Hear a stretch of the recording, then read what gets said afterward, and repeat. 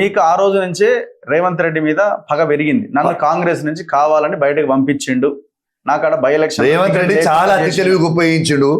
మా అన్నదమ్ముల్ని ఇద్దరిని విడదీస్తే నేను ముఖ్యమంత్రి అయితా అని అనుకున్నాడు, విడదీసి ఉత్తమ్ కుమార్ రెడ్డిని విడదీస్తే ఇలా ఆయన రేవంత్ రెడ్డి ముఖ్యమంత్రి అయితా అనుకున్నాడు, అయిండు.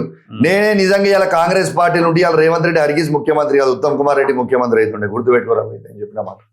ఉత్తమ్ కుమార్ రెడ్డి అవుతుండే బరాబర్ అవుతుండే. కౌశిక్ రెడ్డి అనే ధైర్యవంతుడు ఇలా ఉత్తమ్ కుమార్ రెడ్డితో ఉండుంటే బరాబర్ ఉత్తమ్ కుమార్ రెడ్డి ముఖ్యమంత్రి. ఉత్తమ్ కుమార్ రెడ్డి గారు మీరు మాట్లాడే మాటలు యాక్సెప్ట్ చేస్తారా? అసలు ఉత్తమ్ కుమార్ రెడ్డి గారికి నాకు నేను పార్టీ ఇష్టపెట్టినప్పటి నుంచి నీకు చెప్తున్నారు, మేము కజిన్స్ అయినా చాలా బ్లడ్ బ్రదర్స్ అయినా, నేను పార్టీ ఇష్టపెట్టినప్పటి నుంచి ఇవాళ దాకా ఉత్తమ్ కుమార్ రెడ్డి గారు నేను మాట్లాడుకునేదే లేదు. మరి మీ పెద్దమ్మ కొడుకు, మా సొంత పెద్దమ్మ కొడుకు. నేను నీకు ఎగ్జాంపుల్ సింపుల్ చెప్తా. ఇప్పుడు నేను ఏమంటున్నా, మాట్లాడితే తప్పలేదు కానీ మాట్లాడతలేము. మాట్లాడుతున్నాను చెప్తాను, నేను తప్పేముంది భయ్, మాట్లాడుతున్నా. నీకు ఎగ్జాంపుల్ చెప్తున్నా. లేవు నీకు నిజంగా ఇప్పుడు పంచాయతీ ఉందా? ఎస్, రాజకీయ పంచాయతీ అయిపోయింది. రాజకీయ పంచాయతీ అయిన తర్వాత ఇద్దరికి మాటలే లేవు. ఆయన జాగాలు ఆయన ఉంటున్నా, నా జాగాలు నేను ఉంటున్నా. మాటలు లేవు అంటారు కదా. మాకు నేను మా పెద్దనాన్న మా ఉత్తమ్ కుమార్ రెడ్డి గారితో నేను మళ్ళా మాట్లాడింది ఒకసారి మా పెద్దనాన్న జరిగిపోయిన తర్వాత.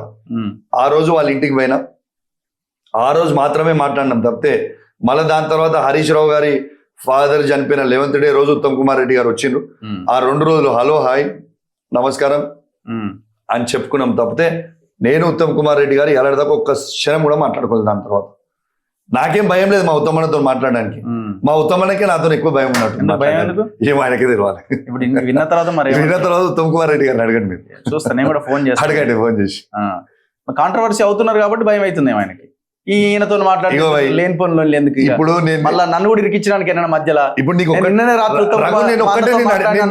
సింపుల్ అడిగిన నీకు ఒక ఎగ్జాంపుల్ చెప్పిన, నీకు ఏది గాంధీ గారు ఎగ్జాంపుల్ చెప్పిన. నా తప్ప రేవంత్ రెడ్డి గారు తప్ప? ఒకరి ఇంటి మీద దాడి చేయించవచ్చు అనేది కాంట్రవర్సీ చేసింది రేవంత్ రెడ్డి ఒకటి. ఇంకోటి రెండోది కూడా చెప్తా. ఇవాళ మన హరీష్ రావు గారి మీద ఫోన్ ట్యాపింగ్ కేసు కింద పంజగుట్ట పిఎస్ లో వాళ్ళ కాన్స్టిట్యున్సీ నుంచి ఎవరో ఆయన ఒక బ్రోకర్ ఉంటే ఆయనతో తీసుకొచ్చి పిటిషన్ ఇప్పించారు. కేసు ఎఫ్ఐఆర్ ఫైల్ చేసి హరీష్ రావు గారి మీద కేసు ఫైల్ చేశారు. నెక్స్ట్ డే నేను ఏసీపీ గారు అపాయింట్మెంట్ బంజారాహిల్స్ పోలీస్ స్టేషన్ లో అపాయింట్మెంట్ తీసుకొని ఒక ఎమ్మెల్యేగా నా ఫోన్ రేవంత్ రెడ్డి గారు ట్యాపింగ్ చేస్తున్నారని నేను పిటిషన్ ఇయ్యనికి పోతే పోలీస్ ఆఫీసర్ లేచి ఉరుకుతారా అండి?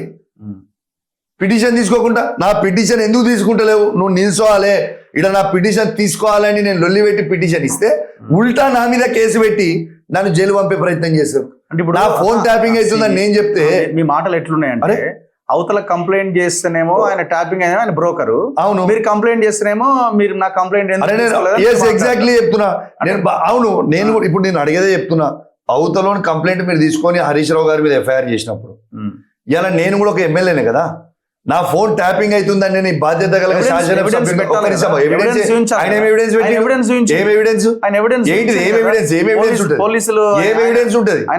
నువ్వు రఘు నువ్వు రాసి పెట్టుకో, నీ ఫోన్ ట్యాపింగ్ చేస్తలేరా, నా ఫోన్ ట్యాపింగ్ చేస్తలేరా, మన ఇద్దరు మాట్లాడేది టీవీ ఛానల్ కూడా కాదు, మన ఫోన్ లీడ్ ఉన్నాయి కాబట్టి ఆన్ చేసి కూడా చూసుకుంటున్నారు వాళ్ళు బరాబర్. నేను నీకు చెప్తున్నా, ఫోన్ నువ్వు తీసుకొని ఎంక్వైరీ చేయరాదు పిటిషన్ లో, నా మీద ఉల్టా కేసు పెట్టి నన్ను జైలు పంపుడు ఎక్కడిది? నా ఫోన్ ట్యాపింగ్ అవుతుందా నేను పోలీస్ స్టేషన్ పోతే ఉల్టా నా కేసు నా మీద పెట్టి ఇబ్బంది పెట్టుడు ఎక్కడ?